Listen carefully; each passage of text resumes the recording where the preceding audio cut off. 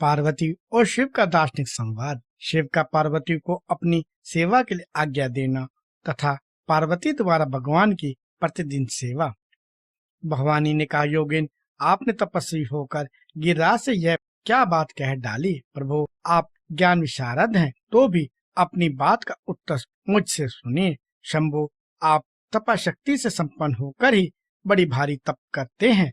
उस शक्ति के कारण ही आप महात्मा को तपस्या करने का विचार हुआ है। सभी कर्मों को करने की जो वह शक्ति है, उसे ही प्रकृति जानना चाहिए। प्रकृति से ही सबकी सृष्टि, पालन और संहार होते हैं। भगवान, आप कौन हैं और सूक्ष्म प्रकृति क्या है, इसका विचार कीजिए। प्रकृति के बिना लिंग रूपी महेश्वर कैसे हो सकते हैं। आप सदा प्राणियों के लिए जो अर्चनीय, वंदनीय और चिंतनीय है, वह प्रकृति के ही कारण है। इस बात को हृदय से विचार कर ही आपको जो कहना हो वह सब कहिए। ब्रह्मा जी कहते हैं, नारद, पार्वती जी के इस वचन को सुनकर महती लीला करने में लगे हुए प्रसन्नचित्त महेश्वर हंसते हुए बोले। महेश्वर ने कहा, मैं उत्कृष्ट तपस्या द्वारा ही प्रकृति का नाश करता हूँ और तत्वतः प्रकृति रहित शंभु के रूप में स्थित होता हूँ। अतः सत्पुरुषों को कभी भी कहीं भी प्रकृति का संग्रह नहीं करना चाहिए। लोकाचार से दूर एवं निर्विकार रहना चाहिए। नारद, जब शंभु ने लोका के व्यवहार के अनुसार यह बात कही, तब काली मन ही मन हंसकर मधुर वाणी में बोली। काली ने कहा, कल्याणकारी प्रभु, योगिन, आपने जो बात कही है, क्या वह वाणी प्रकृति नहीं है? फिर आप उससे परे क्यों नहीं हो गए? क्यों प्रकृति का सहारा लेकर बोलने लगे? इन सब बातों को विचार करके तात्विक दृष्टि से जो यथार्थ बात हो, उसी को कहना चाहिए। यह सब कुछ सदा प्रकृति से बंधा हुआ है, इसलिए आपको जो ना बोलना चाहिए और ना कुछ कहना ही चाहिए और ना कुछ करना ही चाहिए।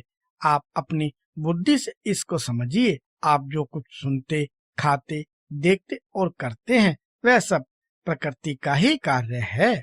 झूठे वाद विवाद करना व्यर्थ है। प्रभु शंभु, यदि आप प्रकृति से परे हैं, तो इस समय इस हिमवान पर्वत पर आप तपस्या किस लिए करते हैं? हर प्रकृति ने आपको निगल लिया है, अतः आप अपने स्वरूप को नहीं जानते। ईश, आप यदि अपने स्वरूप को जानते हैं, तो किस लिए तप करते हैं? योगिन, मुझे आपके साथ वाद विवाद करने की क्या आवश्यकता है? प्रत्यक्ष प्रमाण उपलब्ध होने पर विद्वान पुरुष अनुमान प्रमाण को नहीं मानते। जो कुछ प्राणियों के इंद्रियों का विषय होता है, वह सब ज्ञानी पुरुषों को बुद्धि से विचार कर प्राकृति ही मानना चाहिए। योगेश्वर, बहुत कहने से क्या लाभ? मेरी उत्तम बात सुनिए। मैं प्रकृति हूँ और आप पुरुष हैं, यह सत्य है। सत्य है, इसमें संशय नहीं है। मेरे अनुग्रह से ही आप सगुण और साकार माने गए हैं। मेरे बिना आप निरीह हैं, कुछ भी नहीं कर सकते। आप जितेंद्रिय होने पर भी प्रकृति के अधीन हो, सदा नाना प्रकार के कर्म करते रहते हैं। फिर निर्विकार कैसे हैं और मुझसे लिप्त कैसे नहीं? शंकर, यदि आप प्रकृति से परे हैं और यदि आपका यह कथन सत्य है, तो मेरे समीप रहने पर भी डरना नहीं चाहिए। ब्रह्मा जी कहते हैं, पार्वती का यह सांख्य शास्त्र के अनुसार कहा हुआ वचन सुनकर भगवान शिव वेदांत मत से स्थित हो उनसे यूं बोले। श्री शिव ने कहा, सुंदर भाषण करने वाली गिरिजय, यदि तुम सांख्य मत को धारण करके ऐसी बात कहती हो, तो प्रतिदिन मेरी सेवा करो, परंतु वह सेवा शास्त्र निषिद्ध नहीं होनी चाहिए। गिरिजन से ऐसा कहकर भक्तों पर अनुग्रह और उनका मनोरंजन करने वाले भगवान शिव हिमवान से बोले। शिव ने कहा, गिरिराज, मैं यहीं तुम्हारे अत्यंत रमणीय श्रेष्ठ शिखर की भूमि पर उत्तम तपस्या तथा अपने आनंद में परमात्म स्वरूप का विचार करता हुआ विचरूंगा। पर्वतराज, आप मुझे यहाँ तपस्या करने की अनुमति दें। आपकी अनुज्ञा के बिना कोई तप नहीं किया जा सकता। देवादिदेव शूलधारी भगवान शिव का यह कथन सुनकर हिमवान ने उन्हें प्रणाम करके कहा, महादेव, देवता, असुर और मनुष्य सहित संपूर्ण जगत तो आपका ही है।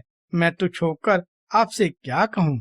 ब्रह्मा जी कहते हैं, नारद, गिरिराज हिमवान के ऐसा कहने पर लोक कल्याणकारी भगवान शंकर हंस पड़े और आदर पूर्वक उनसे बोले, अब तुम जाओ। शंकर की आज्ञा पाकर हिमवान अपने घर लौट गए।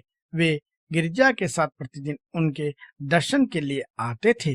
काली अपने पिता के बिना भी दोनों सखियों के साथ नित्य शंकर जी के पास जाती और भक्ति पूर्वक उनकी सेवा में लगी रहती।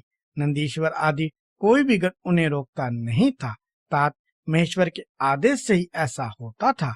प्रत्येक गण पवित्रता पूर्वक रहकर उनकी आज्ञा का पालन करता था।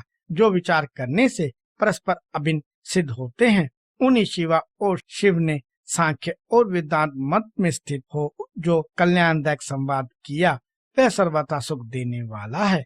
वह संवाद मैंने यहाँ कह सुनाया। इंद्रतीत भगवान शंकर ने गिरिराज के कहने से उनका गौरव मानकर उनकी पुत्री को अपने पास रहकर सेवा करने के लिए स्वीकार कर लिया। काली अपनी दो सखियों के साथ चंद्रशेखर महादेव जी की सेवा के लिए प्रतिदिन आती जाती रहती थी। वे भगवान शंकर के चरण धोकर उस चरणामृत का पान करती थी। आग से तपाकर शुद्ध किए हुए वस्त्र से अथवा गर्म जल से धोए हुए वस्त्र के द्वारा उनके शरीर का मार्जन करती, उसे मलती पोंछती थी। फिर 16 उपचारों से विधिवत हर की पूजा करके बारंबार उनके चरणों में प्रणाम करने के पश्चात प्रतिदिन पिता के घर लौट जाती रही। मुनिश्रेष्ठ इस प्रकार ध्यान प्रायण शंकर की सेवा में लगी हुई शिवा का महान समय व्यतीत हो गया, तो भी वे अपनी इंद्रियों को संयम में रखकर पूर्वक उनकी सेवा करती रहीं। महादेव जी ने जब फिर उन्हें अपनी सेवा में नित्य तत्पर देखा, तब वे दया से द्रवित हो उठे और इस प्रकार विचार करने लगे, यह काली जब तप करेगी और इसमें गर्व का बीज नहीं रह जाएगा, तभी मैं इनका पानी ग्रहण करूंगा। ऐसा विचार करके महालीला करने वाले महायोगीश्वर भगवान भूतनाथ तत्काल ध्यान में स्थित हो गए। मुने परमात्मा शिव जब ध्यान में लग गए, तब उनके हृदय में दूसरी कोई चिंता नहीं रह गई। काली प्रतिदिन महात्मा शिव के रूप का निरंतर चिंतन करती हुई उत्तम भक्ति भाव से उनकी सेवा में लगी रही। धर्मपरायण भगवान हर शुद्ध भाव से वहां रहती हुई काली को नित्य देखते थे, फिर भी पूर्व चिंता को भुलाकर उन्हें देखते हुए भी वे नहीं देखते थे। इसी बीच में इंद्रादि देवताओं तथा मुनियों ने ब्रह्मा जी की आज्ञा से कामदेव को वहां आदर पूर्वक भेजा। वे काम की प्रेरणा से काली का रुद्र के साथ संयोग कराना चाहते थे। उनके ऐसा करने में कारण यह था कि महापराक्रमी तारकासुर से वे बहुत पीड़ित थे और शंकर जी से किसी महान बलवान पुत्र की उत्पत्ति चाहते थे। कामदेव जी ने वहां पहुंचकर अपने सब उपायों का प्रयोग किया, परंतु महादेव जी के मन में तनिक भी क्षोभ नहीं हुआ। उल्टे उन्होंने कामदेव जी को जलाकर भस्म कर दिया।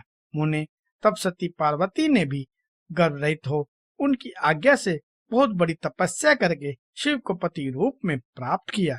फिर वे पार्वती और परमेश्वर परस्पर अत्यंत प्रेम से और प्रसन्नता पूर्वक रहने लगे। उन दोनों ने परोपकार में तत्पर रहकर देवताओं का महान कार्य सिद्ध किया।